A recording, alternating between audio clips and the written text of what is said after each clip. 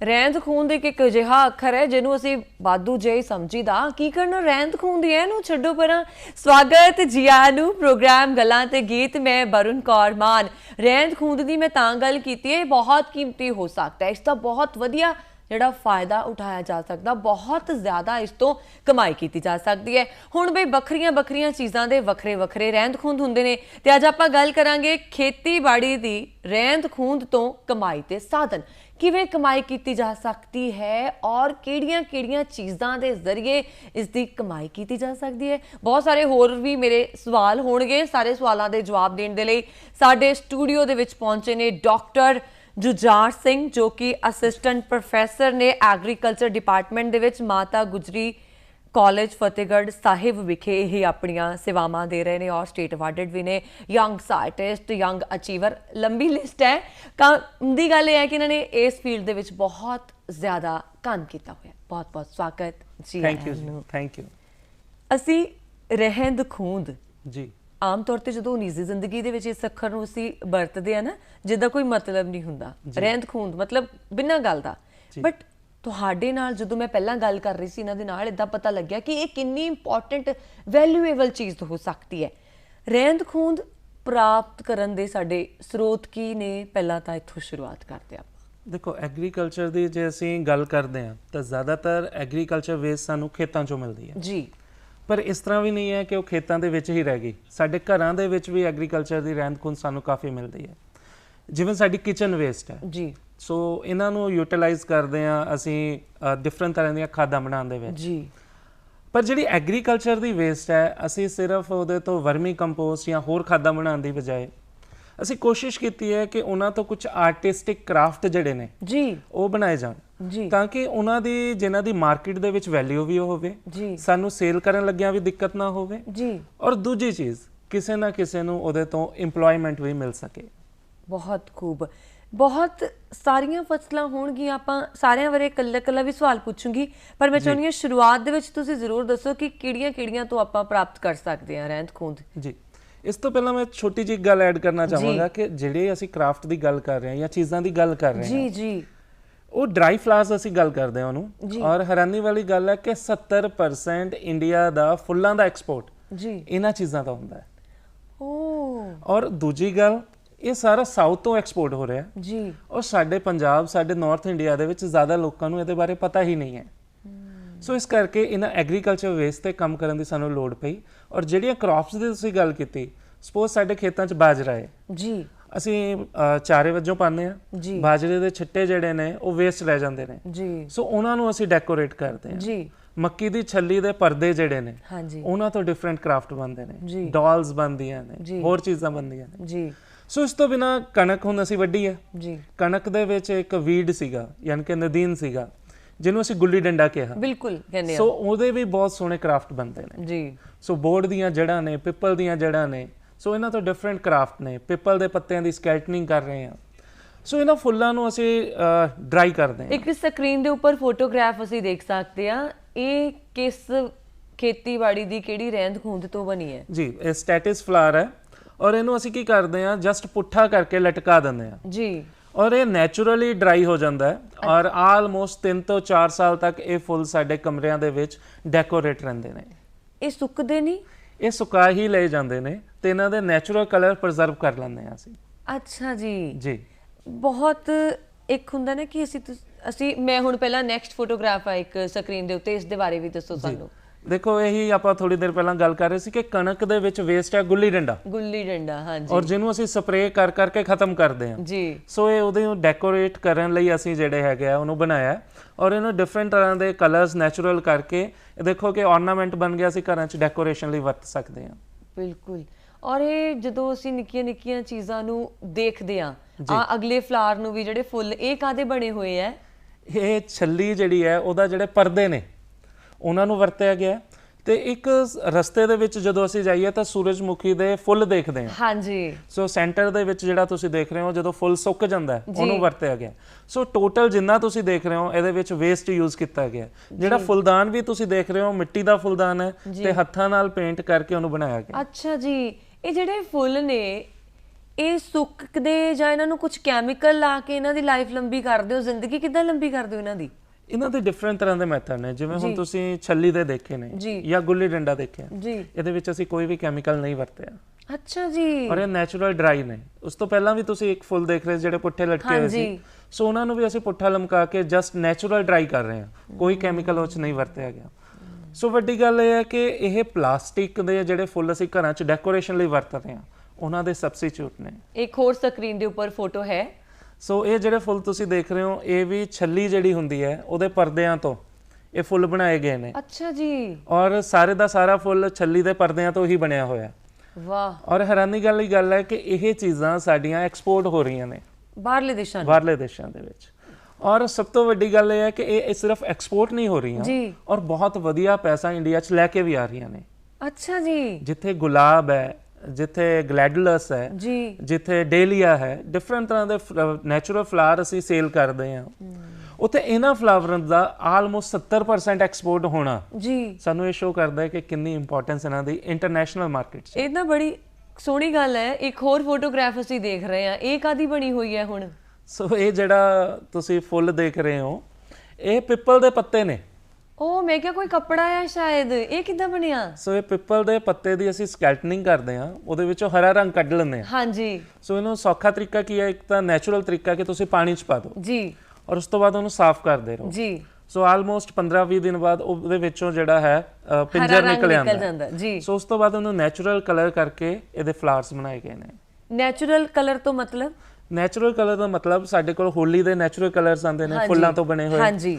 ਜਾਂ ਅਸੀਂ ਜਿਹੜੇ ਸਿੰਪਲ ਕਲਰਸ ਨੇ, ਇਵਨ ਫੈਬਰਿਕ ਕਲਰਸ ਅਸੀਂ ਜਿਹੜੇ ਨਾਰਮਲ ਆ ਰਹੇ ਨੇ ਬੱਚਿਆਂ ਕੋਲ ਪੇਂਟ ਕਰਨ ਲਈ, ਉਹਨੂੰ ਵੀ ਯੂਜ਼ ਕਰ ਲੈਂਦੇ ਹਾਂ। ਇੱਕ ਨਾ ਬੜੀ ਸੋਹਣੀ ਗੱਲ ਹੈ ਕਿ ਅਸੀਂ ਫੁੱਲ ਜਿਹੜੇ ਆ ਨਾ ਉਹ ਵੀ ਪਲਾਸਟਿਕ ਦੇ ਕਰ ਦਿੱਤੇ। ਫੁੱਲਾਂ 'ਚ ਭਾਵਨਾ ਵੀ ਅਸਲੀ ਵਾਲੀ ਨਹੀਂ ਰਹੀ, ਜਦ ਕਿ ਨੇਚਰ ਦਾ ਕੰਮ ਹੁੰਦਾ ਪੋਲਿਊਸ਼ਨ ਨੂੰ ਹਟਾਉਣਾ, ਵਾਤਾਵਰਣ ਨੂੰ ਸਾਫ਼ ਰੱਖਣਾ, ਤੇ ਅਸੀਂ ਨੇਚਰ ਵਾਲੀਆਂ ਚੀਜ਼ਾਂ ਵੀ ਪਲਾਸਟਿਕ ਦੀਆਂ ਕਰ ਦਿੱਤੀਆਂ। ਇਹ ਬਹੁਤ ਵਧੀਆ ਚੀਜ਼ ਹੈ ਕਿ ਖੇਤੀਬਾੜੀ ਦੇ ਰਹਿੰਦ ਖੂੰਹਦ ਤੋਂ ਇਸ ਤਰੀਕੇ ਦੇ ਨਾਲ ਪੈਸਾ ਕਮਾਇਆ ਜਾਣਾ। ਸਕਰੀਨ ਦੇ ਉੱਤੇ ਮੈਨੂੰ ਲੱਗਦਾ ਜੇ ਤੁਸੀਂ ਬਹੁਤ ਜਾਣਕਾਰੀ ਦਿਓਗੇ, ਇਹ ਕੀ ਚੀਜ਼ ਹੈ?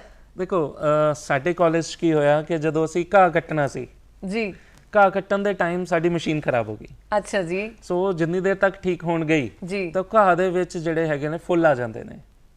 ਅੱਛਾ ਜੀ। ਹਾਂਜੀ। ਸੋ ਇਹ ਜਿਹੜੇ ਤੁਸੀਂ ਡਿਫਰੈਂਟ ਕਲਰ ਦੇ ਦੇਖ ਰਹੇ ਹੋ ਜੀ, ਇਹ ਘਾਹ ਦੇ ਉੱਤੇ ਜਿਹੜੇ ਫੁੱਲ ਆਏ ਸੀ ਉਹਨਾਂ ਨੂੰ ਅਸੀਂ ਤੋੜ ਕੇ ਡਰਾਈ ਕਰ ਲਿਆ, ਉਹਨਾਂ ਦਾ ਕਲਰ ਧੁੱਪੇ ਰੱਖ ਕੇ ਉਡਾ ਲਿਆ, ਫਿਰ ਉਹਨਾਂ ਨੂੰ ਜਿਹੜੇ ਕਲਰਸ ਨੇ ਉਹ ਦੇ ਦਿੱਤੇ। ਸੋ ਇਹ ਡੈਕੋਰੇਸ਼ਨ ਲਈ ਬਹੁਤ ਵਧੀਆ ਯੂਜ਼ ਹੋ ਸਕਦੇ ਨੇ। ਇਹ ਕਮਾਈ ਜਦੋਂ ਅਸੀਂ ਕਰਨੀ ਹੈ ਨਾ ਚੀਜ਼ਾਂ ਦੀ, ਪੂਰੀ ਜਾਣਕਾਰੀ ਵੀ ਤਾਂ ਹੋਣੀ ਚਾਹੀਦੀ ਨਾ, ਕਿਹੜਾ ਫੁੱਲ ਕਿੰਨਾ ਟਾਈਮ ਕੱਢੂਗਾ। ਜਦੋਂ ਘਰੇਲੂ ਔਰਤਾਂ ਨੂੰ ਕਿੰਨਾ ਕੁ ਫਾਇਦਾ ਹੋਇਆ ਨਾ ਸਾਰੀਆਂ ਚੀਜ਼ਾਂ ਦਾ, ਕਿੰਨੀ ਕੁ ਕਮਾਈ ਹੋਈ ਉਹਨਾਂ ਦੀ? ਦੇਖੋ ਮੈਂ ਮੌਕਾ ਮਿਲਿਆ ਮੈਨੂੰ ਹੈਦਰਾਬਾਦ ਜਾਣ ਦਾ, ਇੱਕ ਟ੍ਰੇਨਿੰਗ ਸੀ। ਸੋ ਜਦੋਂ ਮੈਂ ਉੱਥੇ ਗਿਆ ਤੇ ਉੱਥੋਂ ਕਾਫੀ ਗੱਲਾਂ ਨਵੀਆਂ ਸਿੱਖ ਕੇ ਆਇਆ ਜੀ। ਸੋ ਉੱਥੋਂ ਮੈਨੂੰ ਇਹਦੀ ਪ੍ਰੇਰਨਾ ਮਿਲੀ ਕਿ ਮੈਨੂੰ ਵੀ ਇਦਾਂ ਕਰਨਾ ਚਾਹੀਦਾ ਜੀ। ਸੋ ਹੋਇਆ ਕਿ ਜਦੋਂ ਅਸੀਂ ਉੱਥੇ ਦੇਖਿਆ ਕਿ ਜਿਵੇਂ ਪੇਪਰ ਵੇਸਟ ਹੈ ਸਾਡਾ ਜੀ, ਔਰ ਲੁਧਿਆਣਾ ਸਾਡੇ ਨੇੜੇ ਹੈ, ਜਲੰਧਰ ਹੈ, ਅੱਜ ਤੁਸੀਂ ਦੇਖੋਗੇ ਕਿ ਕਾਫੀ ਢੇਰ ਟੇਲਰ ਵੇਸਟ ਦੇ ਲੱਗੇ ਹੋਏ ਨੇ, ਬਹੁਤ ਜ਼ਿਆਦਾ। ਔਰ ਜਿੰਨਾ ਟੇਲਰ ਵੇਸਟ ਹੈ ਉਹ ਕੀ ਕਰਦੇ ਨੇ, ਇਕੱਠਾ ਕਰਕੇ ਜਿੰਨੀ ਅਖਬਾਰ ਦੀ ਜਾਂ ਹੋਰ ਰੱਦੀ ਹੈ ਉਹਨੂੰ ਇਕੱਠਾ ਕਰ ਲੈਂਦੇ ਨੇ ਜੀ। ਉਸ ਤੋਂ ਬਾਅਦ ਉਹਨੂੰ ਪਾਣੀ ਦੇ ਵਿੱਚ ਪਾ ਕੇ ਇੱਕ ਸਲਰੀ ਬਣਾ ਲੈਂਦੇ ਨੇ। ਉਸ ਤੋਂ ਬਾਅਦ ਮਸ਼ੀਨ ਤੇ ਜਾਂਦੀ ਹੈ, ਹੈਂਡਮੇਡ ਪੇਪਰ ਬਣਦੇ ਨੇ ਜੀ। ਉਸ ਤੋਂ ਬਾਅਦ ਕੀ ਹੁੰਦਾ ਕਿ ਉਹਦੇ ਫਾਈਲ ਕਵਰਸ, ਉਹਦੇ ਡੱਬੇ ਉਹ ਔਰਤਾਂ ਨੂੰ ਬਣਾਉਣ ਲਈ ਦੇ ਦਿੱਤੇ ਜਾਂਦੇ ਨੇ। ਸੋ ਉਹਨਾਂ ਨੂੰ ਉੱਥੋਂ ਇੰਪਲੋਇਮੈਂਟ ਮਿਲਦਾ ਹੈ। ਵਾਹ। ਸੋ ਸੇਮ ਚੀਜ਼ ਅਸੀਂ ਕਰਨ ਜਾ ਰਹੇ ਹਾਂ। ਅਸੀਂ ਕੀ ਕਰ ਰਹੇ ਹਾਂ, ਲੋਕਾਂ ਨੂੰ ਇਹ ਚੀਜ਼ਾਂ ਸਿਖਾ ਰਹੇ ਹਾਂ ਪਿੰਡਾਂ ਦੇ ਵਿੱਚ। ਸੋ ਉਹਨਾਂ ਨੂੰ ਸਿਖਾ ਕੇ ਉਹਨਾਂ ਤੋਂ ਬਾਏ ਬੈਕ ਇਹ ਖਰੀਦ ਰਹੇ ਹਾਂ, ਸੋ ਦੈਟ ਕਿ ਅੱਗੇ ਉਹਨੂੰ ਅਸੀਂ ਸੇਲ ਕਰ ਸਕੀਏ। ਮਤਲਬ ਟ੍ਰੇਨਿੰਗਸ ਵੀ ਦਿੰਦੇ ਹੋ? ਟ੍ਰੇਨਿੰਗਸ ਵੀ ਦਿੰਦੇ ਹਾਂ। ਟ੍ਰੇਨਿੰਗ ਦੀ ਵੀ ਆਪਾਂ ਗੱਲ ਕਰਾਂਗੇ। ਇੱਕ ਹੋਰ ਫੋਟੋਗ੍ਰਾਫ ਹੈ ਸਕਰੀਨ ਦੇ ਉੱਤੇ, ਇਸ ਦੇ ਬਾਰੇ ਗੱਲ ਕਰਦੇ ਹਾਂ। ਸੋ ਇਹ ਗ੍ਰੀਟਿੰਗ ਕਾਰਡਸ ਨੇ। ਤੁਸੀਂ ਦੇਖੋਗੇ ਕਿ ਜਿਹੜਾ ਫਰਸਟ ਪਰਪਲ ਕਲਰ ਦਾ ਗ੍ਰੀਟਿੰਗ ਕਾਰਡ ਹੈ ਜੀ, ਉਹ ਜਿਹੜੇ ਨੈਚੁਰਲ ਫਲਾਵਰਸ ਨੇ ਸਾਡੇ, ਉਹਨਾਂ ਨੂੰ ਡਰਾਈ ਕੀਤਾ ਗਿਆ, ਪ੍ਰੈਸ ਡਰਾਈ ਕੀਤਾ ਗਿਆ, ਡੇਜ਼ੀ ਦੇ ਫੁੱਲ ਨੇ। ਉਸ ਤੋਂ ਬਾਅਦ ਨੀਚੇ ਤੁਸੀਂ ਦੇਖ ਰਹੇ ਹੋ ਇਹ ਕਣਕ ਦੇ ਜਿਹੜੇ ਤਣਾ ਹੈ ਉਹਨੂੰ ਵੀ ਵਰਤਿਆ ਜਾ ਸਕਦਾ ਹੈ, ਜਾਂ ਫਿਰ ਡਿਫਰੈਂਟ ਤਰ੍ਹਾਂ ਦੇ ਜਿਹੜੇ ਘਾਹ ਨੇ ਉਹਨਾਂ ਨੂੰ ਵਰਤਿਆ ਜਾ ਸਕਦਾ ਹੈ। ਬਾਕੀ ਇੱਕ ਸਾਈਡ ਤੁਸੀਂ ਦੇਖ ਰਹੇ ਹੋ ਜਿਹੜਾ ਫੁੱਲ ਨੇ ਵੱਡੇ, ਉਹ ਪਾਮ ਵੇਸਟ ਹੈ। ਪਾਮ ਦੇ ਦਰਖਤ ਤੋਂ ਜਿਹੜੇ ਪੱਤੇ ਡਿੱਗਦੇ ਨੇ ਉਹਨਾਂ ਨੂੰ ਕੱਟ ਕੇ ਬਣਿਆ ਹੋਇਆ ਹੈ। ਤੇ ਉਸ ਤੋਂ ਬਾਅਦ ਜਿਹੜੇ ਚਿੜੀਆਂ ਦੇ ਰੂਪ ਚ ਤੁਸੀਂ ਗ੍ਰੀਟਿੰਗ ਕਾਰਡ ਦੇਖ ਰਹੇ ਹੋ, ਇਹ ਪਿਸਤਾ ਜਿਹੜਾ ਅਸੀਂ ਖਾਂਦੇ ਹਾਂ ਉਹਦੇ ਕਵਰਸ ਤੋਂ ਬਣਿਆ ਹੋਇਆ ਹੈ। ਬਹੁਤ ਖੂਬ। ਮੈਨੂੰ ਨਾ ਯਾਦ ਆ ਰਿਹਾ ਬਚਪਨ ਦੇ ਵਿੱਚ ਸਾਡੇ ਟੀਚਰਸ ਸਾਨੂੰ ਸਿਖਾਉਂਦੇ ਹੁੰਦੇ ਸੀ ਕਿ ਦਾਲ ਦੇ ਨਾਲ ਹੱਟ ਕਿੱਦਾਂ ਬਣਾਉਣੀ ਹੈ। ਅਸੀਂ ਦਾਲਾਂ ਦੇ ਨਾਲ ਪਿੰਡੀਆਂ ਦੇ ਨਾਲ ਡੈਕੋਰੇਸ਼ਨ ਕਰਦੇ ਹੁੰਦੇ ਸੀ। ਸੋ ਅੱਜ ਤੋਂ ਬਾਅਦ ਜਦੋਂ ਤੁਸੀਂ ਕਦੇ ਕੋਈ ਵੀ ਕਾਰਡ ਬਣਾਉਣਾ ਹੈ ਤਾਂ ਇਸ ਚੀਜ਼ ਦਾ ਖਿਆਲ ਰੱਖਣਾ, ਪਲਾਸਟਿਕ ਦੇ ਫੁੱਲ ਲੈ ਕੇ ਉੱਤੇ ਨਹੀਂ ਲਾਉਣੇ, ਜਿਹੜੀ ਸਾਡੀ ਨੈਚੁਰਲ ਸਾਡੇ ਖੇਤੀਬਾੜੀ ਦੀ ਵੇਸਟ ਹੈ ਉਸ ਤੋਂ ਵੀ ਬਹੁਤ ਸੋਹਣੀ ਡੈਕੋਰੇਸ਼ਨ। ਟ੍ਰੇਨਿੰਗ ਤੇ ਆਪਾਂ ਦੁਬਾਰਾ ਆਉਂਦੇ ਆ, ਕਿਵੇਂ ਸਿਖਾਉਂਦੇ ਹੋ ਔਰਤਾਂ ਨੂੰ ਤੁਸੀਂ ਇਹ ਸਾਰੇ ਕੰਮ? ਸਾਡਾ ਜਿਹੜਾ ਇਹ ਪ੍ਰੋਜੈਕਟ ਹੈ ਬੇਸਿਕਲੀ ਜੀ government of India the DST ਦੇ ਵਿੱਚ ਵਾਸ ਪ੍ਰੋਜੈਕਟ ਆਂਦਾ ਲੇਡੀਜ਼ ਲਈ ਜੀ, ਕਿਉਂਕਿ ਇਹ ਲਾਈਵ ਪ੍ਰੋਗਰਾਮ ਹੈ। ਇਹਦੇ ਵਿੱਚ ਮੈਂ ਇਨਫੋਰਮੇਸ਼ਨ ਵੀ ਦੇਣਾ ਚਾਹਾਂਗਾ ਕਿ ਜਿਹੜੇ ਸਾਇੰਸ ਸਟਰੀਮ ਦੀਆਂ ਲੇਡੀਜ਼ ਨੇ ਜੀ ਜਿਨ੍ਹਾਂ ਕੋਲ ਕੋਈ ਰੋਜ਼ਗਾਰ ਨਹੀਂ ਹੈ ਔਰ ਆਲਮੋਸਟ 2 ਸਾਲ ਤੋਂ ਅਨਇੰਪਲੋਇਡ ਨੇ ਜੀ, ਉਹ ਗਵਰਨਮੈਂਟ ਆਫ ਇੰਡੀਆ ਦੀ ਇਸ ਸਕੀਮ ਦੇ ਵਿੱਚ ਅਪਲਾਈ ਕਰਕੇ ਪ੍ਰੋਜੈਕਟ ਲੈ ਸਕਦੀਆਂ ਨੇ। ਅੱਛਾ ਜੀ। ਸੋ ਮੇਰੇ ਸਟੂਡੈਂਟ ਪ੍ਰਭਜੋਤ ਸੈਣੀ ਇਸ ਦੇ ਅੰਡਰ ਕੰਮ ਕਰ ਰਹੇ ਨੇ ਜੀ। ਸੋ ਇਹ ਪ੍ਰੋਜੈਕਟ ਸਾਡਾ ਸਾਰਾ ਐਗਰੀਕਲਚਰ ਵੇਸਟ ਤੇ ਇਹਨਾਂ ਤੋਂ ਕੀ ਪ੍ਰੋਡਕਟ ਬਣਾਏ ਜਾ ਸਕਦੇ ਨੇ। ਸੋ ਤੁਸੀਂ ਹੈਰਾਨ ਹੋ ਜਾਓਗੇ ਕਿ ਨਾ ਸਿਰਫ ਇਹ ਗ੍ਰੀਟਿੰਗ ਕਾਰਡਸ ਹੋਰ ਚੀਜ਼ਾਂ ਬਣ ਰਹੀਆਂ ਨੇ, ਇਸ ਦੇ ਵਿੱਚ ਅਸੀਂ ਚਾਹ ਵੀ ਬਣਾ ਰਹੇ ਹਾਂ, ਚਾਹ ਪੀਣ ਵਾਲੀ। ਸੋ ਜਿਹੜੇ ਫੁੱਲ ਅਸੀਂ ਘਰਾਂ ਦੇ ਵਿੱਚ ਡੈਕੋਰੇਸ਼ਨ ਲਈ ਲਗਾਉਂਦੇ ਆ ਜੀ, ਜਿਵੇਂ ਗੁਲਾਬ ਹੋ ਗਿਆ, ਕੈਲੇਂਡੂਲਾ ਹੋ ਗਿਆ, ਹਾਈਬਿਸਕਸ ਹੋ ਗਿਆ, ਸੋ ਉਹਨਾਂ ਦੇ ਫੁੱਲਾਂ ਨੂੰ ਡਰਾਈ ਕਰਕੇ ਉਹਦੇ ਵਿੱਚ ਕੁਝ ਇਨਗਰੀਡੀਐਂਟ ਹੋਰ ਐਡ ਕਰਕੇ ਅਸੀਂ ਚਾਹ ਬਣਾ ਰਹੇ ਹਾਂ ਜੀ। ਔਰ ਉਹ ਚਾਹ ਨਾ ਸਿਰਫ ਨਿਊਟ੍ਰੀਸ਼ੀਅਸ ਹੈ ਬਲਕਿ ਉਹਦੇ ਵਿੱਚ ਕਾਫੀ ਤਰ੍ਹਾਂ ਦੇ ਨਿਊਟ੍ਰੀਸ਼ਨ ਹੋਣ ਦੇ ਨਾਲ ਸਵਾਦ ਵੀ ਹੈ, ਟੇਸਟੀ ਵੀ ਹੈ। ਸੋ ਇਸ ਤਰ੍ਹਾਂ ਨਹੀਂ ਜਿੱਦਾਂ ਅਸੀਂ ਗ੍ਰੀਨ ਟੀ ਪੀਂਦੇ ਆ ਤੇ ਪੀ ਤਾਂ ਲੈਂਦੇ ਆ ਨੱਕ ਬੰਦ ਕਰਕੇ, ਪਰ ਉਹਦਾ ਸਵਾਦ ਨਹੀਂ ਹੁੰਦਾ। ਪਰ ਜਿਹੜੀਆਂ ਫੁੱਲਾਂ ਤੋਂ ਬਣੀਆਂ ਹੋਈਆਂ ਚਾਹਾਂ ਨੇ ਇਹਨਾਂ ਦਾ ਸਵਾਦ ਵੀ ਵਧੀਆ ਹੈ ਔਰ ਇਹਨਾਂ ਦਾ ਟੇਸਟ ਵਧੀਆ ਹੋਣ ਦੇ ਨਾਲ ਨਿਊਟ੍ਰੀਸ਼ਨ ਵੀ ਹੈ। ਬਸ ਇਹ ਹੈ ਕਿ ਜਦੋਂ ਕਿਸੇ ਨੇ ਫੁੱਲਾਂ ਤੋਂ ਬਣੀ ਹੋਈ ਚਾਹ ਪੀਣੀ ਹੈ, ਸਲਾਹ ਲੈ ਕੇ ਸਾਇੰਟਿਸਟ ਦੀ ਜਾਂ ਕਿਸੇ ਵਧੀਆ ਬੰਦੇ ਡਾਕਟਰ ਦੀ ਪੀਣੀ ਹੈ। ਹੁਣ ਤਾਂ ਮੈਨੂੰ ਯਾਦ ਆ ਰਿਹਾ ਕਿ ਸਾਡੇ ਜਿਹੜੇ ਵੱਡੇ ਹੁੰਦੇ ਸੀ, ਬਜ਼ੁਰਗ ਸੀ ਸਾਡੇ ਦਾਦੀਆਂ ਨਾਨੀਆਂ, ਉਹ ਸਾਨੂੰ ਨਾ ਕਈ ਵਾਰੀ ਗੁਲਾਬ ਦੇ ਪੱਤੇ ਤੋੜ ਕੇ ਵਿੱਚ ਚੀਨੀ ਪਾ ਕੇ ਬੜੀ ਸਵਾਦ ਜਿਹੀ ਗੁਲਕੰਦ ਬਣਾ ਕੇ ਦਿੰਦੇ ਹੁੰਦੇ ਸੀ। ਸੋ ਇਹ ਨੈਚੁਰਲ ਚੀਜ਼ਾਂ ਸਾਨੂੰ ਬਹੁਤ ਫਾਇਦਾ ਦੇ ਰਹੀਆਂ। ਇੱਕ ਸਭ ਤੋਂ ਅੱਜ ਦੀ ਤਰੀਕ ਦੇ ਵਿੱਚ ਵੱਡੀ ਚੀਜ਼ ਹੈ ਵੇਸਟ, ਜਿਹੜਾ ਆਪਾਂ ਨੂੰ ਕਹਿੰਦੇ ਆ ਨਾੜ ਤੇ ਪਰਾਲੀ ਜੀ। ਇੰਨਾ ਜ਼ਿਆਦਾ ਲੋਕਾਂ ਦਾ ਨੁਕਸਾਨ ਹੋ ਰਿਹਾ, ਕਈ ਡੈਥ ਦੀਆਂ ਨਿਊਜ਼ ਵੀ ਆਉਂਦੀਆਂ, ਸਮਝ ਨਹੀਂ ਆਉਂਦੀ ਕਿ ਲੋਕਾਂ ਨੂੰ ਸਮਝ ਕਿਉਂ ਨਹੀਂ ਆਉਂਦੀ ਕਿ ਉਹ ਸਾਹ ਸਾਡੇ ਅੰਦਰ ਜਾ ਰਿਹਾ, ਸਾਡੇ ਸਾਹ ਖਰਾਬ ਹੋ ਰਹੇ, ਜਦਕਿ ਉਹਦੇ ਬਹੁਤ ਸਾਰੇ ਤਰੀਕੇ ਨੇ ਉਹਨਾਂ ਤੋਂ ਵੀ ਪੈਸਾ ਕਮਾਉਣ ਦੇ। ਮੈਂ ਨਿੱਜੀ ਤੌਰ ਤੇ ਚਾਹੁੰਦੀ ਹਾਂ ਕਿ ਤੁਸੀਂ ਉਹਨਾਂ ਦੋਨਾਂ ਚੀਜ਼ਾਂ ਤੋਂ ਕਮਾਈ ਦੇ ਸਾਧਨ ਜ਼ਰੂਰ ਦੱਸੋ। ਦੇਖੋ, ਇੱਕ ਚੀਜ਼ ਹੈ ਕਿ ਜਿਹੜੀ ਪਰਾਲੀ ਹੈ ਜੀ, ਉਹਦੀ ਰਹਿੰਦ ਖੂੰਹਦ ਉਹਨੂੰ ਅਸੀਂ ਵਰਤ ਸਕਦੇ ਹਾਂ ਮਸ਼ਰੂਮ ਉਗਾਉਣ ਲਈ, ਖੁੰਬਾਂ ਉਗਾਉਣ ਲਈ। ਮੰਗ ਹੈ ਮਾਰਕੀਟ? ਬਿਲਕੁਲ, ਖੁੰਬਾਂ ਤੁਸੀਂ ਮਾਰਕੀਟ 'ਚ ਜਦੋਂ ਜਾਂਦੇ ਹੋ ਤੁਹਾਨੂੰ ਪਤਾ ਇੱਕ ਪੈਕੇਟ ਜਿਹੜਾ ਹੈ ਉਹ ਘੱਟੋ ਘੱਟ 30 ਜਾਂ 40 ਰੁਪਏ ਦਾ ਆ ਰਿਹਾ ਜੀ। ਸੋ ਉਹਨੂੰ ਅਸੀਂ ਕੀ ਕਰਦੇ ਹਾਂ, ਗਿੱਲਾ ਕਰਕੇ ਉਹਦੇ ਵਿੱਚ ਦੇਸੀ ਭਾਸ਼ਾ 'ਚ ਅਸੀਂ ਕਹਿ ਲਈਏ ਕਿ ਜਿਹੜੇ ਬੀਜ ਨੇ ਉਹ ਪਾ ਦਿੱਤੇ ਜਾਂਦੇ ਨੇ ਉਹਦੇ ਵਿੱਚ। ਸੋ ਉਸ ਤੋਂ ਬਾਅਦ ਜਿਹੜਾ ਹੁੰਦੀ ਹੈ ਫੰਗਸ ਹੈ ਆਪਣੀਆਂ ਜੜ੍ਹਾਂ ਫੈਲਾਉਂਦੀ ਹੈ, ਉਸ ਤੋਂ ਬਾਅਦ ਉੱਤੇ ਖੁੰਬਾਂ ਆ ਜਾਂਦੀਆਂ ਨੇ। ਸੋ ਇਹ ਮੈਥਡ ਹੈ। ਬਾਕੀ ਅਸੀਂ ਜਿਹੜੀ ਪਰਾਲੀ ਹੈ ਉਹਦੇ ਤੋਂ ਵੀ ਡਿਫਰੈਂਟ ਕਰਾਫਟਸ ਜਿਹੜੇ ਆ ਉਹ ਬਣਾ ਰਹੇ ਹਾਂ। ਬਰਤਨ ਵੀ ਬਣਦੇ, ਮੈਂ ਕਿਤੇ ਪੜਿਆ ਸੀ। ਹਾਂਜੀ, ਇਹ ਸੁਣਨ ਚ ਆ ਰਿਹਾ ਕਿ ਉਹਦੇ ਬਰਤਨ ਬਣਾਏ ਜਾ ਰਹੇ ਨੇ ਡਿਫਰੈਂਟ ਤਰ੍ਹਾਂ ਦੀਆਂ ਚੀਜ਼ਾਂ ਐਡ ਕਰਕੇ ਜੀ। ਇੱਕ ਚੀਜ਼ ਇਹ ਵੀ ਹੈ ਕਿ ਉਹ ਵੀ ਡਿਸਪੋਜ਼ੇਬਲ ਬਣ ਰਹੇ ਨੇ, ਜਿਹੜੇ ਪਰਾਲੀ ਤੋਂ ਬਣ ਰਹੇ ਨੇ ਉਹ ਡਿਸਪੋਜ਼ੇਬਲ ਬਣ ਰਹੇ ਨੇ। ਸੋ ਵਧੀਆ ਚੀਜ਼ ਕੀ ਹੈ ਕਿ ਉਹ ਸਾਡੇ ਜਿਹੜੇ ਪਲਾਸਟਿਕ ਦੇ ਬਰਤਨ ਨੇ ਜਾਂ ਫਿਰ ਥਰਮਾਕੋਲ ਦੇ ਬਰਤਨ ਨੇ ਉਹਨਾਂ ਦਾ ਬਹੁਤ ਵਧੀਆ ਸਬਸਟੀਟਿਊਟ ਬਣ ਸਕਦੇ ਨੇ। ਬਹੁਤ ਖੂਬ, ਬਹੁਤ ਖੂਬ। ਹੁਣ ਦੇਖੋ, ਇੱਕ ਦਿਨ ਮੈਂ ਪੜ੍ਹ ਰਹੀ ਸੀ ਕਿਤੇ ਕਿ ਪੱਤੜ ਬਣਨੇ ਸ਼ੁਰੂ ਹੋਏ ਜੀ। ਉਹਨਾਂ ਨੇ ਲਿਖਿਆ ਹੋਇਆ ਸੀਗਾ ਕਿ ਦੇਖੋ ਆਹ ਦੇਸ਼ ਨੇ ਕੀ ਸ਼ੁਰੂ ਕੀਤਾ, ਨੀਚੇ ਕਮੈਂਟ ਲਿਖੇ ਹੋਏ ਸੀ ਇੰਡੀਆ ਤੋਂ ਸ਼ੁਰੂ ਹੋਇਆ। ਬਿਲਕੁਲ, ਦੇਖੋ ਪੱਤਲ ਦੇ ਵਿੱਚ ਜਦੋਂ ਖਾਣਾ ਖਾਧਾ ਜਾਂਦਾ ਸੀ ਜੀ, ਸੋ ਤੁਸੀਂ ਸਪੋਜ਼ ਦਾਲ ਆਮ ਲੰਗਰ ਦੇ ਵਿੱਚ ਵਰਤਦੀ ਸੀ, ਉਹਦਾ ਸਵਾਦ ਤੇ ਅੱਜ ਥਾਲੀਆਂ 'ਚ ਜਦੋਂ ਵਰਤਾਈ ਜਾ ਰਹੀ ਹੈ ਤੇ ਉਹਦਾ ਸਵਾਦ, ਦੋਨਾਂ 'ਚ ਬਹੁਤ ਡਿਫਰੈਂਸ ਹੈ। ਸੋ ਐਗਰੀਕਲਚਰ ਦੀ ਵੇਸਟ ਨੂੰ ਅਸੀਂ ਵੇਸਟ ਨਹੀਂ ਕਹਿ ਸਕਦੇ, ਉਹ ਸਾਡੇ ਲਈ ਬਹੁਤ ਯੂਟਿਲਾਈਜ਼ ਹੁੰਦੀ ਹੈ, ਬਹੁਤ ਜਗ੍ਹਾ ਵਰਤ ਸਕਦੇ ਹਾਂ ਅਸੀਂ। ਬਿਲਕੁਲ, ਬਹੁਤ ਵਧੀਆ ਗੱਲ ਹੈ। ਔਰ ਜਿੰਨਾ ਹੋ ਸਕੇ, ਦੇਖੋ ਨਾ, ਮੈਂ ਇਹ ਵੀ ਸੋਚ ਰਹੀ ਹਾਂ ਕਿ ਜਿਹੜੀਆਂ ਚੀਜ਼ਾਂ ਤੋਂ ਪੈਸਾ ਕਮਾਇਆ ਜਾ ਸਕਦਾ ਤੁਸੀਂ ਉਹਨਾਂ ਨੂੰ ਸਾੜ ਕਿਉਂ ਰਹੇ ਹੋ ਜੀ। ਪਰਾਲੀ ਨੂੰ ਸਾੜ ਕੇ ਤੁਸੀਂ ਧਰਤੀ ਦਾ ਨੁਕਸਾਨ ਕੀਤਾ, ਸਭ ਕਾਸੇ ਦਾ ਨੁਕਸਾਨ ਕੀਤਾ ਔਰ ਪੈਸਾ ਕਮਾ ਕੇ ਤੁਹਾਡਾ ਵੀ ਫਾਇਦਾ ਹੋਏਗਾ। ਇੱਕ ਮੈਂ ਤੁਹਾਡਾ ਸੁਣ ਰਹੀ ਸੀ ਕਿਤੇ ਕਿ ਤੁਸੀਂ ਵੇਸਟ ਤੋਂ ਕਿਸੇ ਤਰੀਕੇ ਨਾਲ ਅਗਰਬੱਤੀਆਂ ਤਿਆਰ ਕਰ ਰਹੇ ਹੋ ਜੋ ਬਹੁਤ ਫਾਇਦਾ ਦੇ ਰਹੀਆਂ, ਕਮਾਈ ਵੀ ਬਹੁਤ ਦੇ ਰਹੀਆਂ ਜੀ। ਉਹਦੇ ਬਾਰੇ ਮੈਂ ਕੁਝ ਥੋੜੀਆਂ ਗੱਲਾਂ ਕਲੀਅਰ ਕਰਨਾ ਚਾਹਾਂਗਾ ਜੀ ਕਿ ਅਗਰਬੱਤੀ ਜਿਹੜੀ ਹੈ ਉਸ ਕੇਸ ਦੇ ਵਿੱਚ ਬਹੁਤ ਜ਼ਿਆਦਾ ਲੋਕਾਂ ਨੂੰ ਗੁੰਮਰਾਹ ਕੀਤਾ ਜਾ ਰਿਹਾ ਹੈ। ਅੱਛਾ ਜੀ। ਜਦੋਂ ਮੈਂ ਉਹਦੇ ਬਾਰੇ ਡਿਟੇਲ ਦੇ ਵਿੱਚ ਪੜ੍ਹਨਾ ਸ਼ੁਰੂ ਕੀਤਾ ਮੈਨੂੰ ਪਤਾ ਲੱਗਿਆ ਕਿ ਅਗਰਬੱਤੀ ਫੁੱਲਾਂ ਤੋਂ ਬਣ ਜਾਂਦੀ ਹੈ, ਪਰ ਦਿੱਕਤ ਕੀ ਆਉਂਦੀ ਹੈ ਕਿ ਉਹਦੇ ਜਲਣ ਦੇ ਵਿੱਚ ਦਿੱਕਤ ਆਉਂਦੀ ਹੈ ਜੀ। ਹੁਣ ਹੁੰਦਾ ਕਿ ਉਹਨੂੰ ਜਲਾਉਣ ਦੇ ਲਈ ਕਈ ਤਰ੍ਹਾਂ ਦੇ ਕੈਮੀਕਲ ਵਰਤੇ ਜਾਂਦੇ ਨੇ। ਸੋ ਉਹਦੇ ਵਿੱਚ ਪੋਟਾਸ਼ੀਅਮ ਨਾਈਟ੍ਰੇਟ ਤੱਕ ਵਰਤਿਆ ਜਾਂਦਾ ਹੈ ਜਿਹੜੇ ਸਾਡੇ ਸਾਹ ਲਈ ਦਿੱਕਤ ਕਰਦਾ ਹੈ। ਅੱਛਾ ਜੀ। ਇਸ ਤੋਂ ਬਿਨਾ ਤੁਸੀਂ ਹੈਰਾਨ ਹੋ ਜਾਓਗੇ ਕਿ ਰਬੜ ਵਰਤੀ ਜਾਂਦੀ ਹੈ ਅਗਰਬੱਤੀ ਦੇ ਵਿੱਚ। ਓਹੋ। ਇਸੇ ਕਰਕੇ ਜਦੋਂ ਤੁਸੀਂ ਅਗਰਬੱਤੀ ਨੂੰ ਅੱਗ ਲਗਾਉਂਦੇ ਹੋ ਜੀ ਔਰ ਤੁਸੀਂ ਦੇਖਦੇ ਹੋ ਕਾਲਾ ਧੂੰਆਂ ਆਉਂਦਾ ਹੈ, ਔਰ ਥੋੜੀ ਦੇਰ ਬਾਅਦ ਉਹ ਸਾਡੇ ਸਾਹ ਨੂੰ ਦਿੱਕਤ ਕਰਨੀ ਸ਼ੁਰੂ ਕਰ ਦਿੰਦਾ ਹੈ। ਸੋ ਅਸੀਂ ਕੋਸ਼ਿਸ਼ ਕੀਤੀ ਹੈ ਕਿ ਜਿੰਨੇ ਮੰਦਿਰ ਗੁਰਦੁਆਰਿਆਂ ਦੇ ਵਿੱਚ ਫੁੱਲ ਵੇਸਟ ਹੈ ਜੀ, ਜਿਹੜੇ ਨਹਿਰਾਂ ਦੇ ਵਿੱਚ ਲੋਕੀ ਸਿੱਟਦੇ ਨੇ, ਉਹਨਾਂ ਨੂੰ ਕਲੈਕਟ ਕਰ ਲਿਆ ਜਾਵੇ ਜੀ। ਉਸ ਤੋਂ ਬਾਅਦ ਉਹਨਾਂ ਨੂੰ ਸੁਕਾ ਕੇ ਉਸ ਪਾਊਡਰ ਤੋਂ ਅਸੀਂ ਕੁਝ ਜਿਹੜੇ ਪਲਾਂਟਸ ਨੇ ਉਹਨਾਂ ਦੇ ਛਿਲਕੇ ਵਰਤ ਕੇ ਉਹਨੂੰ ਜਲਣ ਦੇ ਵਿੱਚ ਹੈਲਪ ਕਰ ਰਹੀ ਹੈ ਉਹ ਜੀ, ਤੇ ਅਸੀਂ ਕੋਈ ਵੀ ਕੈਮੀਕਲ ਨਹੀਂ ਵਰਤ ਰਹੇ। ਸੋ ਬੜੀ ਵਧੀਆ ਅਗਰਬੱਤੀ ਆ ਰਹੀ ਹੈ। ਔਰ ਤੁਸੀਂ ਦੇਖੋ ਸੀ ਉਸ ਨੂੰ ਕਿੰਨੀ ਐਕਚੁਅਲੀ ਅਗਰਬੱਤੀ ਕੱਲੀ ਅਗਰਬੱਤੀ ਨਹੀਂ, ਸਾਡੀਆਂ ਭਾਵਨਾਵਾਂ ਦੇ ਨਾਲ ਜੁੜੀ ਹੋਈ ਹੈ। ਔਰ ਕੁਝ ਲੋਕ ਚੰਦ ਪੈਸਿਆਂ ਦੇ ਲਈ ਸਾਡੀ ਸਿਹਤ ਵੀ ਖਰਾਬ ਕਰ ਰਹੇ ਨੇ। ਔਰ ਇਹ ਅਗਰਬੱਤੀਆਂ ਦਾ ਬਿਜ਼ਨਸ ਤੁਹਾਨੂੰ ਲੱਗ ਰਿਹਾ ਕਿ ਅੱਛਾ ਚੱਲ ਰਿਹਾ ਜਿਹੜੇ ਲੋਕ ਬਣਾ ਰਹੇ ਨੇ? ਦੇਖੋ, ਜੇ ਬਿਜ਼ਨਸ ਚੱਲ ਰਿਹਾ, ਅੱਜ ਤੁਸੀਂ ਦੇਖ ਰਹੇ ਹੋ ਕਿੰਨੀਆਂ ਜਿਹੜੀਆਂ ਕੰਪਨੀਆਂ ਨੇ ਉਹ ਮਾਰਕੀਟ 'ਚ ਆ ਰਹੀਆਂ ਜੀ। ਹੁਣ ਨਵਾਂ ਕਨਸੈਪਟ ਜਿਹੜਾ ਇਹਦੇ ਵਿੱਚ ਇੱਕ ਹੋਰ ਆ ਗਿਆ ਹੋਇਆ ਜੀ, ਉਹ ਕੀ ਹੈ ਕਿ ਹੁਣ ਅਸੀਂ ਅਗਰਬੱਤੀਆਂ ਨਹੀਂ ਜਲਾਉਂਦੇ। ਹੁਣ ਸਾਡੇ ਰੂਮ ਫਰੈਸ਼ਨਰਸ ਵੀ ਅਸੀਂ ਵਰਤਣੇ ਘਟਾ ਦਿੱਤੇ ਨੇ ਜੀ। ਹੁਣ ਜਿਹੜਾ ਨਵਾਂ ਕਨਸੈਪਟ ਆ ਰਿਹਾ ਉਹਦੇ ਵਿੱਚ ਪੌਟ ਪਿਊਰੀਜ਼ ਆ ਰਹੀਆਂ ਨੇ। ਬੇਸਿਕਲੀ ਕੀ ਹੈ, ਉਹਦੇ ਵਿੱਚ ਵੀ ਤੁਸੀਂ ਦੇਖੋਗੇ ਕਿ ਜਿਹੜੀ ਸਾਡੀ ਕਪਾਹ ਹੈ ਜੀ, ਉਹਦੇ ਜਿਹੜੇ ਟਿੰਡੇ ਨੇ ਜੀ, ਉਹ ਵੇਸਟ ਅਸੀਂ ਅੱਗ ਜਲਾਉਂਦੇ ਹਾਂ। ਸੋ ਉਹਨਾਂ ਨੂੰ ਵਰਤ ਕੇ ਪੌਟ ਪਿਊਰੀਜ਼ ਅਸੀਂ ਬਣਾ ਰਹੇ ਹਾਂ। ਸੋ ਉਹਦੇ ਵਿੱਚ ਨੈਚੁਰਲ ਜਿਹੜੇ ਅਸੈਂਸ਼ੀਅਲ ਆਇਲਸ ਨੇ ਉਹ ਅਸੀਂ ਪਾ ਦਿੰਦੇ ਹਾਂ। ਸੋ ਉਹਦੇ ਵਿੱਚ ਖੁਸ਼ਬੂ ਆਉਂਦੀ ਹੈ। ਸੋ ਹੁੰਦਾ ਕੀ ਹੈ ਕਿ ਘਰ ਦੇ ਵਿੱਚ ਜਸਟ ਤੁਸੀਂ ਉਹਨੂੰ ਖੋਲ ਕੇ ਰੱਖਣਾ ਔਰ 15-20 ਦਿਨ ਉਹ ਤੁਹਾਡੇ ਘਰ 'ਚੋਂ ਨੈਚੁਰਲ ਖੁਸ਼ਬੂ ਦਿੰਦਾ ਰਹੇਗਾ। ਕੋਈ ਜਿਹੜੀ ਤੁਸੀਂ ਰੂਮ ਫਰੈਸ਼ਨਰ ਵਰਤਿਆ ਉਹਦੀਆਂ ਗੈਸਾਂ ਤੁਹਾਡੇ ਘਰ ਦੇ ਅੰਦਰ ਨਹੀਂ ਆਈਆਂ ਜੀ। ਕੋਈ ਤੁਸੀਂ ਅਗਰਬੱਤੀ ਜਦੋਂ ਬਰਨ ਕੀਤੀ ਤਾਂ ਉਹਦਾ ਧੂੰਆਂ ਨਹੀਂ ਪੈਦਾ ਹੋਇਆ। ਸੋ ਨੈਚੁਰਲ ਫ੍ਰੈਗਰੈਂਸ ਦਿੰਦਾ। ਡਾਕਟਰ ਸਾਹਿਬ, ਇੱਕ ਗੱਲ ਜਿੱਦਾਂ ਦਿਮਾਗ ਦੇ ਵਿੱਚ ਆਉਂਦੀ ਹੈ ਕਿ ਇਹ ਪੰਜਾਬ ਦੀਆਂ ਪਿੰਡਾਂ ਦੀਆਂ ਔਰਤਾਂ ਤੱਕ ਕਿਵੇਂ ਪਹੁੰਚਾਈਆਂ ਜਾ ਸਕਦੀਆਂ ਚੀਜ਼ਾਂ? ਦੇਖੋ, ਇਹਨੂੰ ਟਾਈਮ ਸਾਨੂੰ ਲੱਗ ਰਿਹਾ ਔਰ ਲੱਗੇਗਾ ਵੀ, ਕਿਉਂਕਿ ਸਭ ਤੋਂ ਵੱਡੀ ਦਿੱਕਤ ਇਹ ਸੀ ਕਿ ਪਿੰਡਾਂ ਦੇ ਵਿੱਚ ਕਈ ਔਰਤਾਂ ਨੂੰ ਅਸੀਂ ਘਰੋਂ ਬਾਹਰ ਅੱਜ ਵੀ ਨਹੀਂ ਜਾਣ ਦਿੰਦੇ।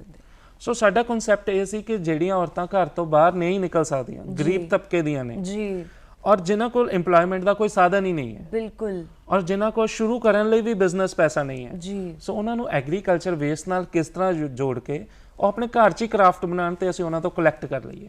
ਸੋ ਇੱਕ ਰੋਜ਼ਗਾਰ ਪੈਦਾ ਕਰਨ ਦਾ ਸਾਡਾ ਇਹ ਤਰੀਕਾ ਸੀ ਜਿਹੜਾ ਅਸੀਂ ਕੋਸ਼ਿਸ਼ ਕਰ ਰਹੇ ਹਾਂ। ਡਾਕਟਰ ਸਾਹਿਬ, ਐਗਰੀਕਲਚਰ ਵੇਸਟ ਦੀਆਂ ਜਿਹੜੀਆਂ ਤੁਸੀਂ ਚੀਜ਼ਾਂ ਬਣਾ ਰਹੇ ਹੋ, ਇਹਨਾਂ ਦੀ ਵਿਦੇਸ਼ਾਂ ਦੇ ਵਿੱਚ ਜ਼ਿਆਦਾ ਮੰਗ ਹੈ ਜਾਂ ਇੰਡੀਆ 'ਚ ਵੀ ਮੰਗ ਦਾ ਪੱਧਰ ਵੱਧ ਰਿਹਾ? ਦੇਖੋ, ਮੈਂ ਇੱਕ ਗੱਲ ਕਹਾਂ ਕਿ ਸਿਰਫ ਫੋਰਨ ਦੇ ਵਿੱਚ ਇਹਦੀ ਡਿਮਾਂਡ ਨਹੀਂ ਹੈ ਜੀ। ਤੁਸੀਂ ਅਗਰ ਜਲੰਧਰ ਦੇ ਵਿੱਚ ਹੋ, ਜਲੰਧਰ 'ਚ ਕਿਸੇ ਮਾਲ 'ਚ ਚਲੇ ਜਾਓ ਜੀ, ਸੋ ਤੁਹਾਨੂੰ ਉੱਥੇ ਡਰਾਈ ਫਲਾਵਰਸ ਕਾਫੀ ਮਹਿੰਗੇ ਸੇਲ ਹੁੰਦੇ ਮਿਲਣਗੇ। ਬਿਲਕੁਲ ਬਿਲਕੁਲ। ਤੁਸੀਂ ਚੰਡੀਗੜ੍ਹ ਮਾਲ ਚਲ ਜਾਓ, ਕਾਫੀ ਮਹਿੰਗੇ ਤੁਹਾਨੂੰ ਸੇਲ ਹੁੰਦੇ ਮਿਲ ਜਾਣਗੇ ਜੀ।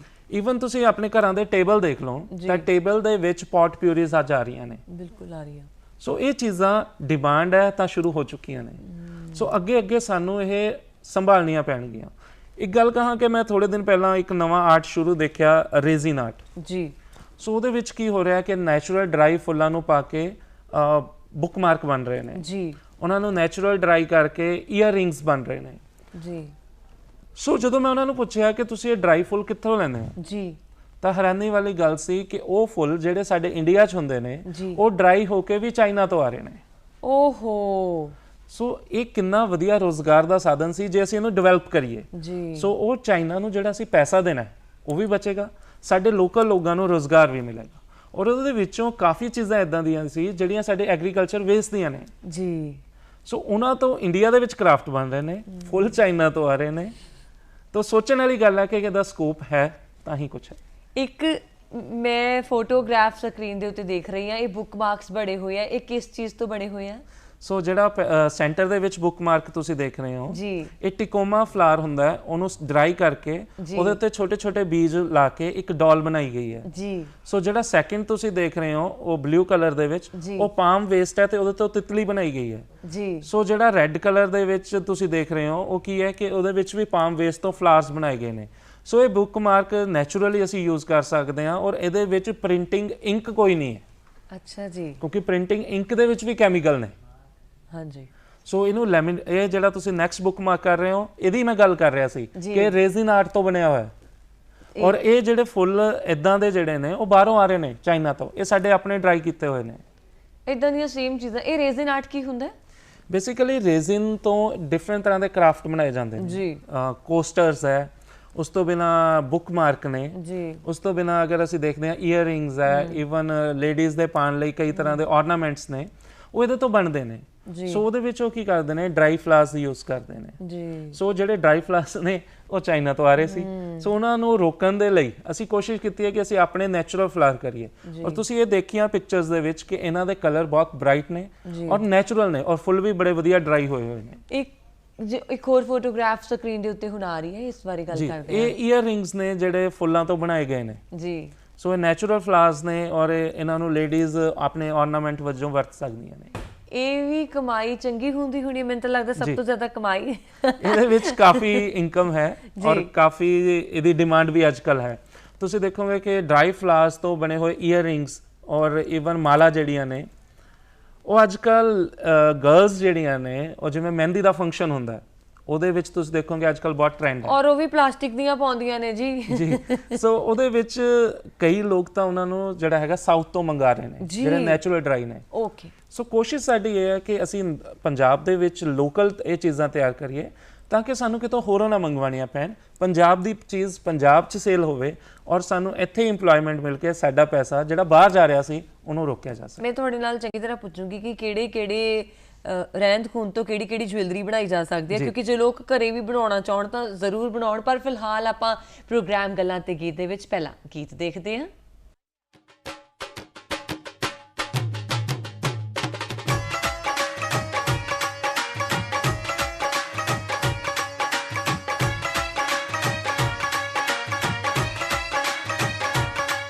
ਓਏ ਇੱਕ ਗੱਲ ਸੋਹਣੀਏ ਤੂੰ ਸੁਣ ਲੈਨੀ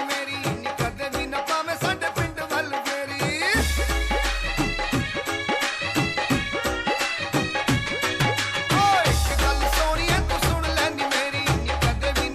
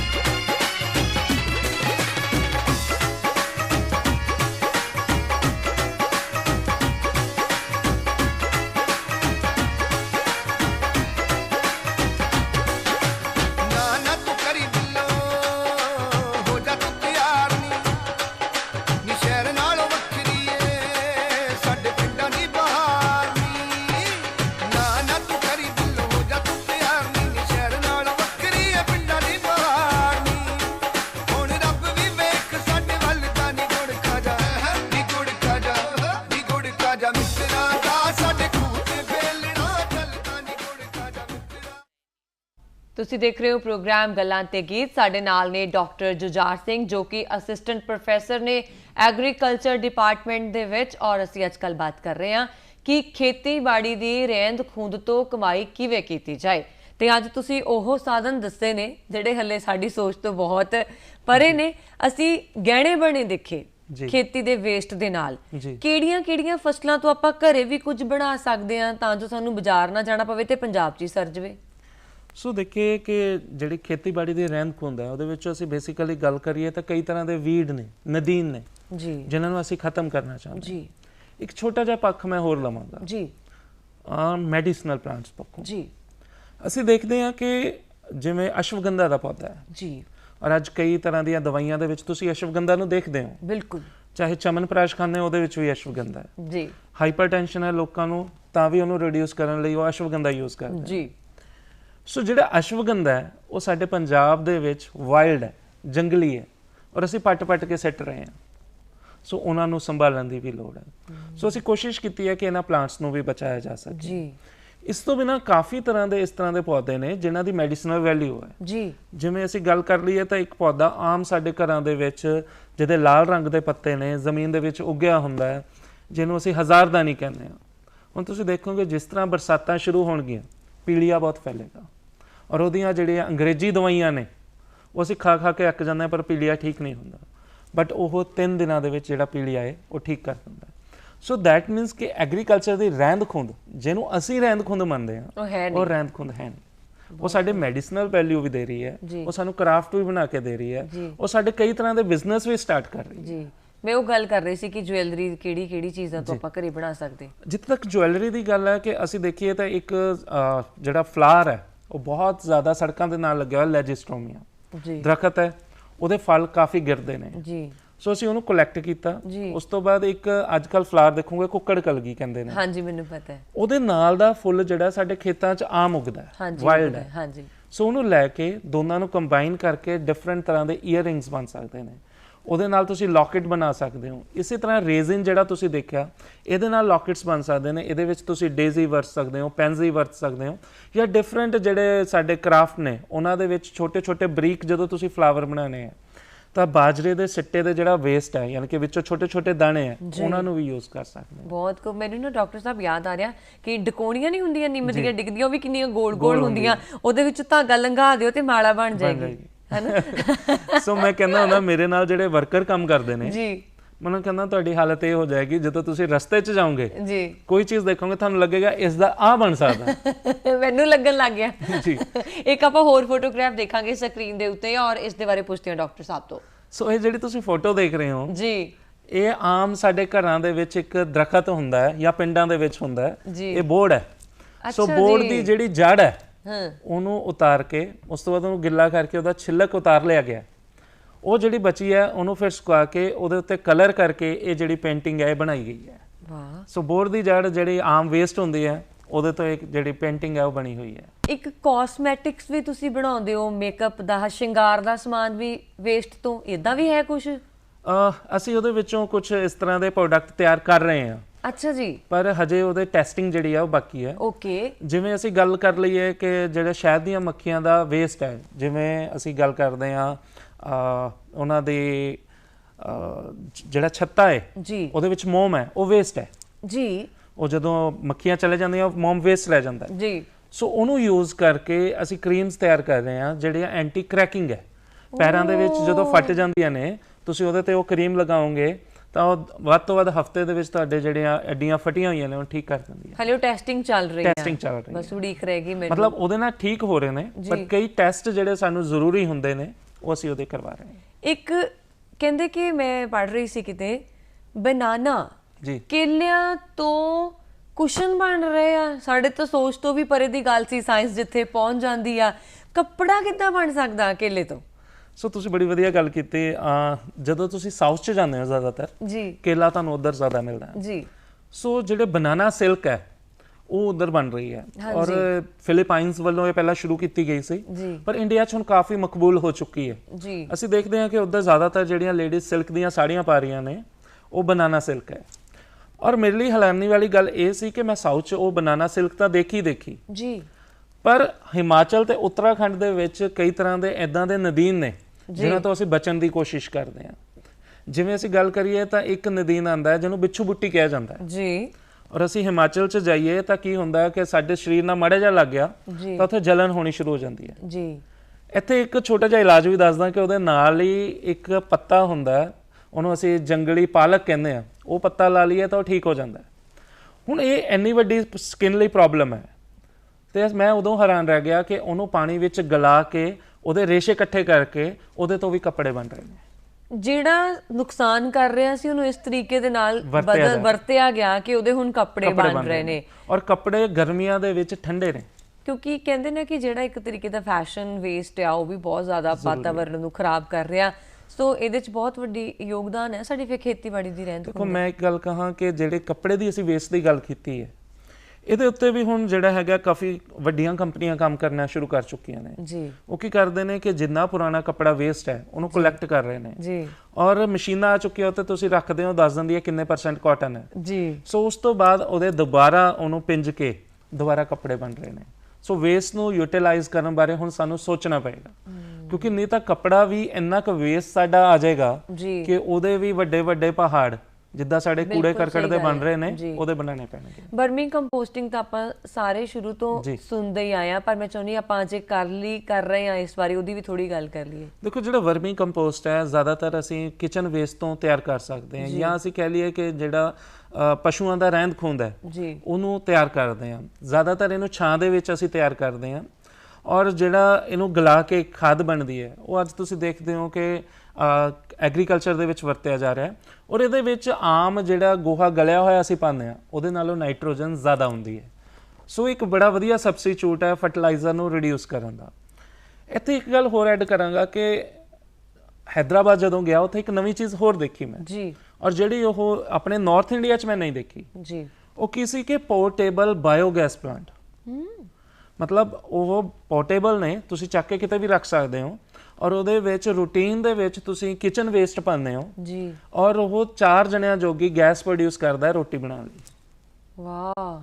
ਸੋ ਇਸ ਤਰ੍ਹਾਂ ਦੀਆਂ ਚੀਜ਼ਾਂ ਤੇ ਕੰਮ ਹੋ ਰਿਹਾ, ਔਰ ਸਾਨੂੰ ਵੀ ਸੋਚਣਾ ਪਏਗਾ ਕਿ ਪੰਜਾਬ ਦੇ ਵਿੱਚ ਆਪਣੀ ਜਿਹੜੀ ਐਗਰੀਕਲਚਰ ਵੇਸਟ ਹੈ ਉਹਨੂੰ ਯੂਟਿਲਾਈਜ਼ ਕਰ ਸਕੀਏ। ਮੈਨੂੰ ਨਾਮ ਭੁੱਲ ਗਿਆ, ਆਪਾਂ ਅਕਸਰ ਪਿੰਡਾਂ ਦੇ ਵਿੱਚ ਦੇਖਦੇ ਆ ਉਹ ਗੋਹਾ ਇਕੱਠਾ ਕਰਕੇ ਉਹਦੀ ਗੈਸ ਬਣਦੀ ਹੁੰਦੀ ਹੈ, ਉਹ ਬਾਇਓਗੈਸ ਪਲਾਂਟ ਹੀ ਕਹਿੰਦੇ ਸ਼ਾਇਦ ਉਹਨਾਂ ਨੂੰ। ਇੱਕ ਹੋਰ ਚੀਜ਼ ਐਡ ਕਰ ਲਾਂ ਕਿ ਮੈਨੂੰ ਮੌਕਾ ਮਿਲਿਆ ਲਖਨਊ ਜਾਣ ਦਾ ਜੀ। ਸੋ ਮੇਰੀ ਆਦਤ ਹੈ ਕਿ ਜਿੱਥੇ ਮੈਂ ਜਾਵਾਂ ਉੱਥੇ ਕੁਝ ਨਵਾਂ ਦੇਖਦਾ ਇਦਾਂ ਦਾ ਕੀ ਹੋ ਰਿਹਾ। ਬਿਲਕੁਲ। ਸੋ ਉੱਥੇ ਜਿਹੜੀ ਨਵੀਂ ਚੀਜ਼ ਮੈਨੂੰ ਦੇਖਣ ਨੂੰ ਮਿਲੀ ਉਹ ਕੀ ਸੀ ਕਿ ਉਹ ਗੇਂਦੇ ਦੇ ਫੁੱਲ, ਕਿਉਂਕਿ ਉਧਰ ਟੈਂਪਲ ਬਹੁਤ ਨੇ, ਮੰਦਿਰ ਬਹੁਤ ਨੇ, ਉਹਨਾਂ ਚੋਂ ਵੇਸਟ ਚੱਕ ਲਿਆਂਦੇ ਨੇ ਜੀ।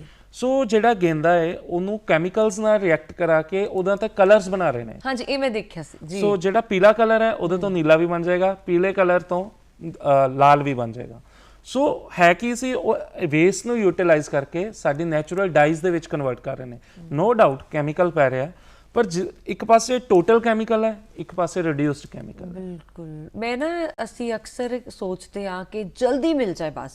ਹੁਣ ਦੇਖੋ ਤੁਸੀਂ ਕਿੰਨਾ ਕੁਝ ਦੱਸ ਰਹੇ ਹੋ ਕਿ ਕਿੰਨੀ ਜ਼ਿਆਦਾ ਕਮਾਈ ਹੋ ਸਕਦੀ ਹੈ, ਸਾਡੇ ਇੱਕ ਘਰ ਲੱਗੇ ਕਿਸੇ ਬੂਟੇ ਤੋਂ ਵੀ ਕਮਾਈ ਹੋ ਸਕਦੀ ਹੈ ਜਿਸ ਦੇ ਬਾਰੇ ਸਾਨੂੰ ਜਾਣਕਾਰੀ ਹੈ ਨਹੀਂ, ਪਰ ਸ਼ਾਇਦ ਅਸੀਂ ਆਲਸੀ ਇੰਨੇ ਹੋ ਗਏ, ਜੇ ਬਾਜ਼ਾਰ ਚੋਂ ਹੀ ਮਿਲਦਾ ਸੀ ਕੀ ਕਰਨਾ, ਉਹ ਸਸਤਾ ਵੀ ਮਿਲਦਾ ਆ। ਇੱਥੇ ਸਾਡੀ ਵੀ ਬਹੁਤ ਵੱਡੀ ਰਿਸਪੌਂਸਿਬਿਲਿਟੀ, ਜ਼ਿੰਮੇਵਾਰੀ ਹੋ ਜਾਂਦੀ ਹੈ। ਇੱਕ ਚੀਜ਼ ਮੈਂ ਐਡ ਕਰ ਲਾਂ ਕਿ ਤੁਸੀਂ ਜਿਹੜੀ ਗੱਲ ਕਹੀ ਉਹਦੇ ਵਿੱਚ ਹੁਣ ਕੀ ਹੋ ਰਿਹਾ ਕਿ ਕਈ ਚੀਜ਼ਾਂ ਕਾਸਟਲੀ ਨੇ ਜੀ, ਬਟ ਉਹਨਾਂ ਦੀ ਡਿਮਾਂਡ ਹੈ।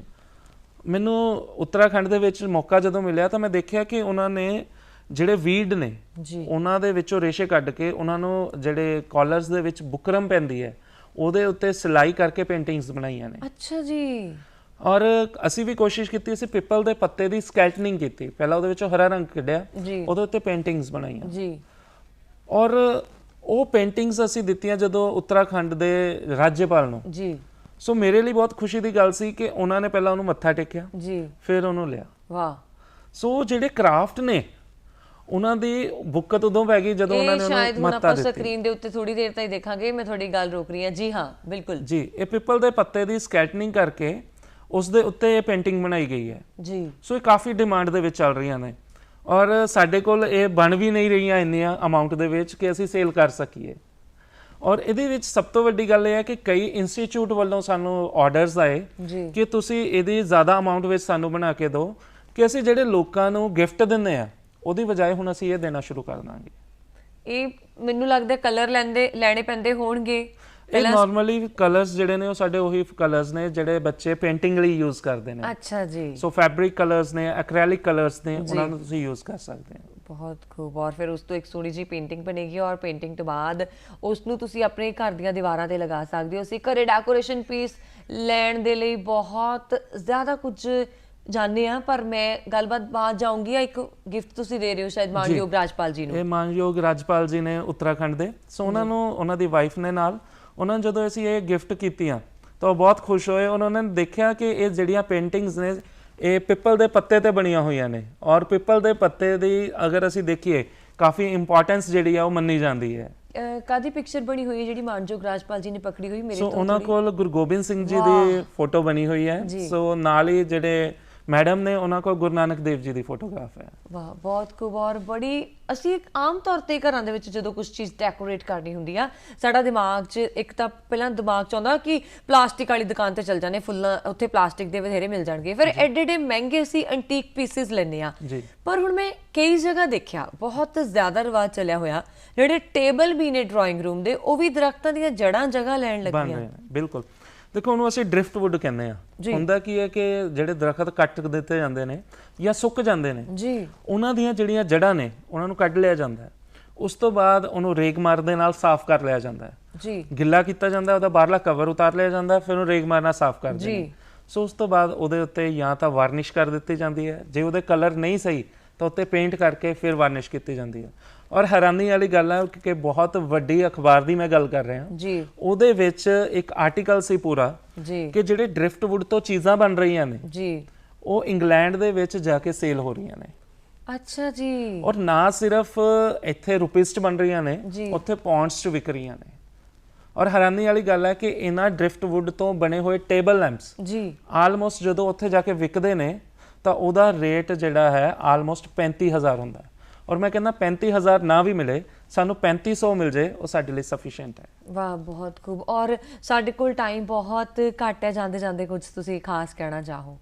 ਮੈਂ ਇਹੀ ਰਿਕੁਐਸਟ ਕਰਨਾ ਚਾਹਾਂਗਾ ਆਪਣੇ ਸਰੋਤਿਆਂ ਨੂੰ ਕਿ ਵੇਸਟ ਦੁਨੀਆ ਵਿੱਚ ਕੁਝ ਵੀ ਨਹੀਂ ਹੈ, ਸਾਰਿਆਂ ਨੂੰ ਵਰਤਿਆ ਜਾ ਸਕਦਾ। ਬਿਲਕੁਲ। ਔਰ ਕੋਸ਼ਿਸ਼ ਕਰੀਏ ਕਿ ਅਸੀਂ ਰਹਿੰਦ ਖੂੰਹਦ ਨੂੰ ਵਰਤੀਏ, ਕਿਉਂਕਿ ਰਹਿੰਦ ਖੂੰਹਦ ਇੰਨੀ ਕੁ ਜ਼ਿਆਦਾ ਹੋ ਜਾਏਗੀ ਕਿ ਉਹ ਸਾਡੇ ਇਨਵਾਇਰਨਮੈਂਟ ਨੂੰ ਖਰਾਬ ਕਰੇਗੀ ਜੀ। ਸੋ ਅਸੀਂ ਵੀ ਕੋਈ ਨਾ ਕੋਈ ਨਵੇਂ ਤਰੀਕੇ ਲੱਭੀਏ ਕਿ ਰਹਿੰਦ ਖੂੰਹਦ ਨੂੰ ਯੂਟਿਲਾਈਜ਼ ਕਰੀਏ ਤੇ ਉਹਦੇ ਤੋਂ ਇਨਕਮ ਦਾ ਸਾਧਨ ਕ੍ਰੀਏਟ ਕਰੀਏ। ਬਹੁਤ ਸ਼ੁਕਰੀਆ ਡਾਕਟਰ ਜੁਝਾਰ ਸਿੰਘ ਜੀ ਪ੍ਰੋਗਰਾਮ 'ਚ ਆਉਣ ਦੇ ਲਈ। ਔਰ ਮੈਂ ਉਮੀਦ ਕਰਦੀ ਹਾਂ ਸਾਡੇ ਦਰਸ਼ਕਾਂ ਨੂੰ ਬਹੁਤ ਜ਼ਿਆਦਾ ਵਧੀਆ ਲੱਗਿਆ ਹੋਵੇਗਾ ਕਿ ਕਿਹੜੀਆਂ ਚੀਜ਼ਾਂ ਅਸੀਂ ਐਂ ਹੀ ਸੋਚਦੇ ਰਹਿੰਦੇ ਹਾਂ ਕਿ ਇਹ ਵੇਸਟ ਨਹੀਂ, ਪਰ ਉਹ ਵੇਸਟ ਨਹੀਂ, ਬਹੁਤ ਕੀਮਤੀ ਨੇ ਸਾਡੀ ਖੇਤੀਬਾੜੀ ਦੀਆਂ। ਪਰ ਫਿਲਹਾਲ ਗੱਲਾਂ ਤੇ ਗੀਤ ਪ੍ਰੋਗਰਾਮ ਦੇ ਵਿੱਚ ਅੱਜ ਦੇ ਲਈ ਇੰਨਾ ਹੀ ਜੀ। ਸ਼ੁਕਰੀਆ ਤੁਹਾਡਾ ਵੀ, ਧੰਨਵਾਦ।